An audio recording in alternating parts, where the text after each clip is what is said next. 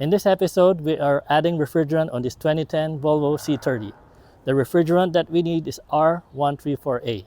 If you're not sure what refrigerant that you need, just look under the hood and look for a sticker that tells you what refrigerant your vehicle needs. Now, first thing you need to do is look for the low pressure valve on your vehicle. For this vehicle, it's by the passenger side, just before the firewall. So you will see that there's a cap on top of the low pressure valve. Make sure it's the low pressure valve. So start by taking out the cap.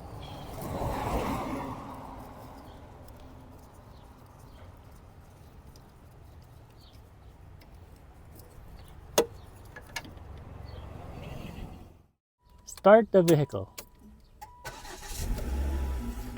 Then put the blower in max speed and put the temperature on its lowest setting. So we're gonna connect the adapter to the low pressure valve, let it snap in, and then shake your can.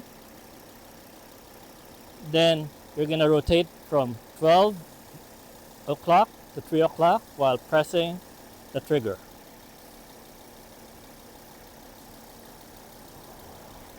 Shake, press, and tilt.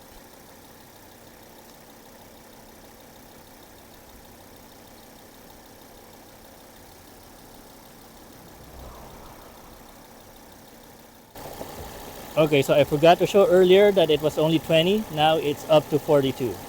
So it is starting to fill up.